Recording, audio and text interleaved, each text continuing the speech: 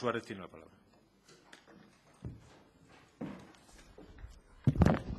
Gracias, buenos días. Gracias. Me va a permitir un pequeño atraco, y es que contestar una referencia a la interpelación previa, decir, no quería que responderle una cosa que ha dicho, que está bien, ¿no?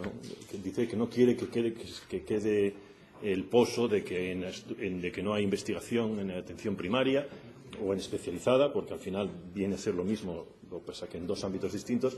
Y lo que quiero que quede claro también es que no quiero yo que quede el poso o la referencia de que nosotros negamos el que exista esa investigación. Lo que quiero decir es que imagínese la fantástica investigación que sería en Asturias si se corrigieran los errores o defectos que nosotros venimos a denunciar aquí. Entonces, por lo tanto, no negamos las bondades que puedan existir, sino que criticamos, sacamos o hacemos ver precisamente los defectos que tiene y que podrían mejorar muchísimo la situación actual, ¿no? Y una vez ya me retiro del atraco y vamos a lo que vamos. Y podemos comenzarlo así en una expresión muy castiza de aquellos polvos estos lodos.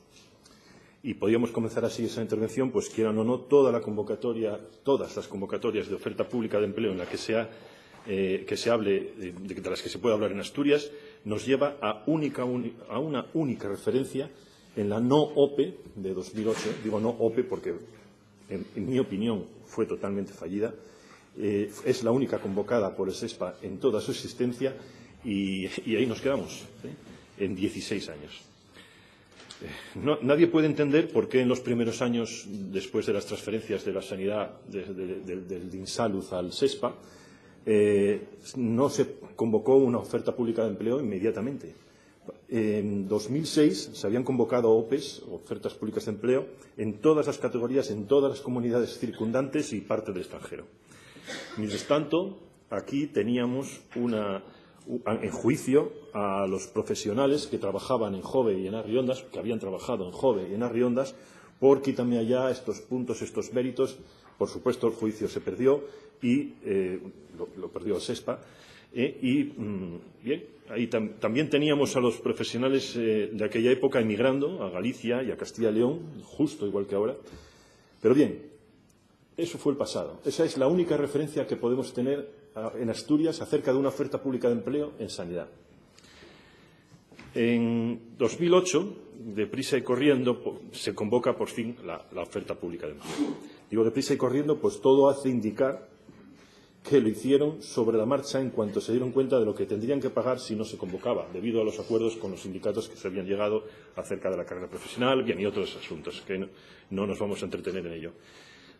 Fuera como fuese, se convoca esa oferta pública de empleo en una situación en la que algunos profesionales incluso habían recibido ya y habían firmado los contratos de eventualidad pertinentes para el año 2009, se convoca la OPE y tienen que deshacer esos contratos para poder firmar interinidades de plazas que se crean para la OPE.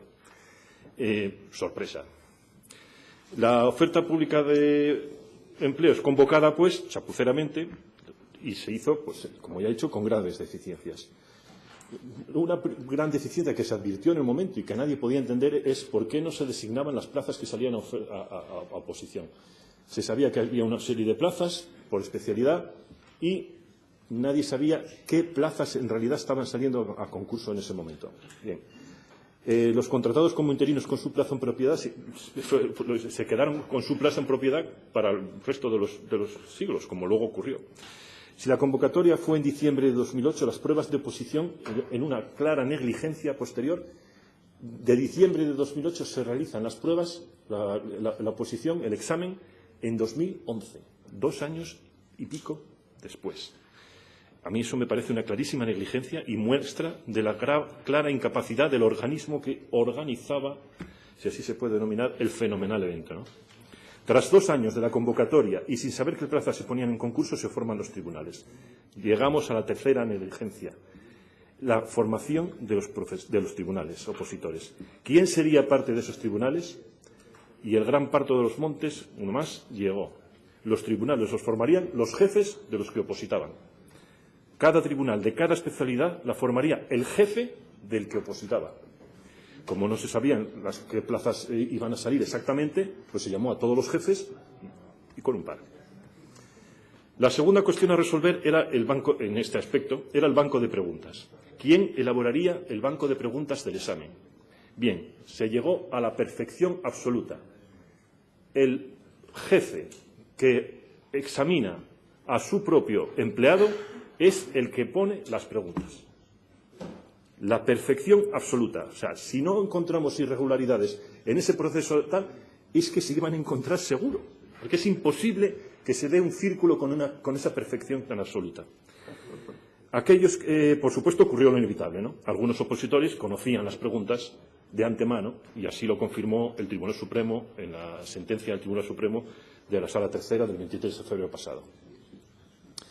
Con tanto polvo en el camino, no nos extraña que se tuvieran que meter en el barro en el Gobierno de Asturias saliente en el año 2011 y se adjudicaran las plazas como se pudiera.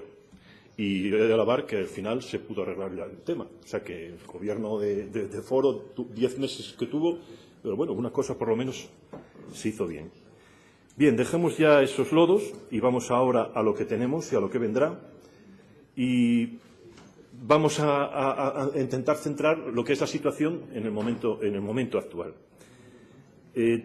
Por un lado tenemos un tribunal en entredicho que ha sido juzgado y sentenciado en el sentido técnico administrativo o administrativo del término, no penalmente ni civilmente. Bien, y con este tribunal nos encontramos con que no se ha llegado a tomar ninguna determinación al respecto. Dos son los responsables de todo este desaguisado que, además, en este aspecto. Por un lado, el organismo convocante, que fue el Instituto Adolfo Posada, y, por otro, el tribunal que ha sido sentenciado, aunque se podría hacer extensión a todos los tribunales, porque en todos los tribunales, y eso me consta, no puedo aportar ninguna prueba más que mi impresión personal, pero en todos los tribunales hubo este tipo de irregularidades. Cuando digo todos, no es el 100%, pero bueno, en general. Y ya le digo que es una impresión personal, con conocimiento de causa, y que ahí hay que dejarlo porque no se puede ya llegar a más responsabilidad. Pero bien, nos encontramos con que la situación actual es cuál va a ser la formación de los tribunales en la oferta pública de empleo próxima y por llegar. Un opositor que se presenta a un examen cuyas preguntas las ha puesto su jefe, que puede querer o no contratarle y que se quede con él, imagínese su puesto, si no quiere que alguien se quede en ese servicio, no tiene otra cosa más fácil que es filtrar las preguntas al resto del personal. O, incluso más fácil, filtrar las preguntas a quien quiere que se quede en ese servicio. Eso no puede ser. No podemos llegar a eso. Eso hay que evitarlo. La otra responsabilidad es la que me refería al tribunal, al organismo que organiza, entre comillas, esa prueba. No puede ser el mismo tribunal que se formó en la vez anterior.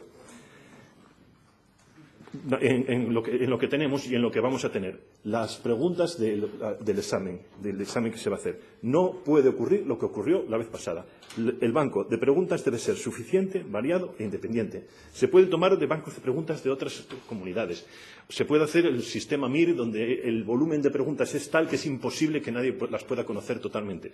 Pero da igual que las preguntas luego salgan fáciles, difíciles, variadas o no variadas. Si son iguales y desconocidas por todos, como en un estudio doble ciego, donde ni el opositor sabe las preguntas previamente, ni el tribunal que la examina sabe las preguntas previamente, la independencia está asegurada.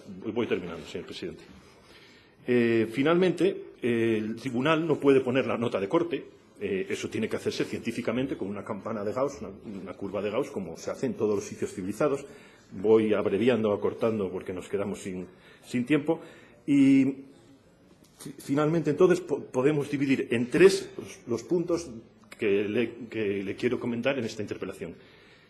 Responsabilidad, tanto del tribunal que ha sido juzgado, exigir la responsabilidad al tribunal, manifestar el SESPA, que es la consejería, cuáles son las responsabilidades que se van a tomar con respecto a esa irregularidad, responsabilidad al organismo que organizó, entre comillas, la oferta pública de empleo pasada y que creo que no debe ser otra vez el responsable de esa organización, plantearnos, decirnos, comentarnos qué organización va a tener esa prueba, intentar hacer una organización seria, eficaz, modélica, y tiene muchos modelos en los que basarse, y, para terminar, prevención de los errores cometidos, no volver a cometer los mismos errores. Y como decía Edith Piaf en una canción muy famosa, non, rien de rien, non, je ne regrette rien, balayé pour toujours, je repasse à zéro, o sea, partamos de cero, olvidemos los problemas,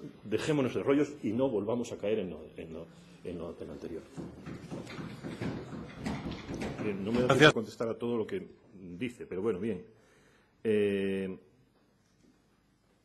No sé si ir por libre o responder, la verdad. Porque no va a dar tiempo a responderlo todo.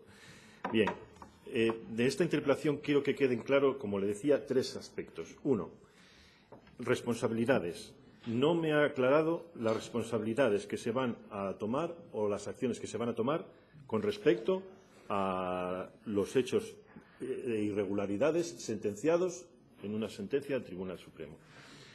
No voy a nombrar ni quiero que salga el nombre de nadie aquí. Lo que quiero es que me diga, ¿se van a tomar acciones con respecto a las personas implicadas en la irregularidad o no se van a tomar? Dice usted que se mirará, se estudiará. Bien, es que mientras se decide si se toman acciones o no, esas personas siguen formando parte de tribunales para dotar empleo, para los temporales, para los interinos, y si al final se decide que se toman acciones, pues habremos estado perdiendo el tiempo. Bien, eso por un lado.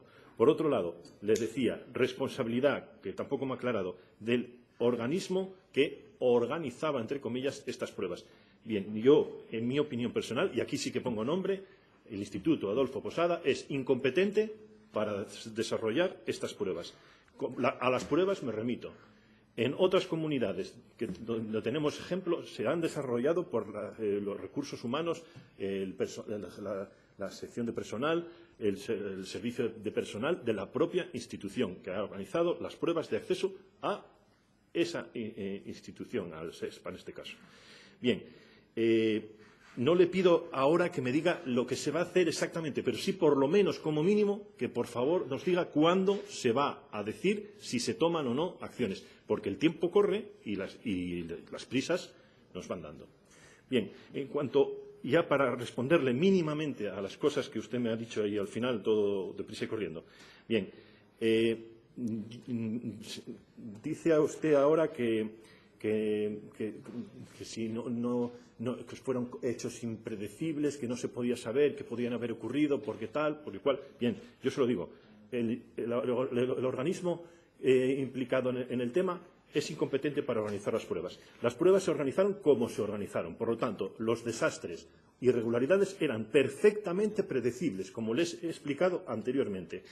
Los tribunales que formaban parte que juzgaban, examinaban a los opositores eran los jefes de los que se examinaban, con las preguntas puestas por los jefes de los que se examinaban y que conocían los jefes de los que se examinaban. Eso no puede ser. Y eso en el MIR, como dice usted que pone de ejemplo, eso no ocurre. Las pruebas en otras comunidades donde no ha habido problemas e irregularidades sí difieren de las que se realizaron aquí. Y es que no se hacían igual. Y aquí todo el mundo sabía, cuando se convocó la prueba, de que esas irregularidades iban a ocurrir, simplemente por la forma en que se organizó eso. Y todo el mundo vio y dice, un momento, aquí va a haber problemas, esto no puede ser. Y lo que todo el mundo vio, en el SESPA y en el Instituto Adolfo Posada, no se vio. Bueno, pues ahí tienen las consecuencias. Y entonces me viene a mí ahora usted a contar que yo pongo en duda la profesionalidad y la honradez de los profesionales. Bueno, entonces, ¿por qué lo sentencian? O sea, si yo pongo en duda aquí ahora tal, ¿por qué hay una sentencia donde se dice que un tribunal cometió una irregularidad y le dio las preguntas a los opositores? O sea, si el culpable soy yo que pone en duda tal, entonces, ¿por qué se le sentencia? ¿Por qué hay una sentencia en su contra? Entonces, yo le estoy diciendo, Los problemas y las irregularidades eran predecibles, perfectamente predecibles. Todo el mundo vio que lo que pasó iba a ocurrir. Al final pasó, ocurrió y se sentenció. Eso no puede volver a pasar y le exijo garantías de que eso no vuelva a pasar. Gracias. Gracias, señor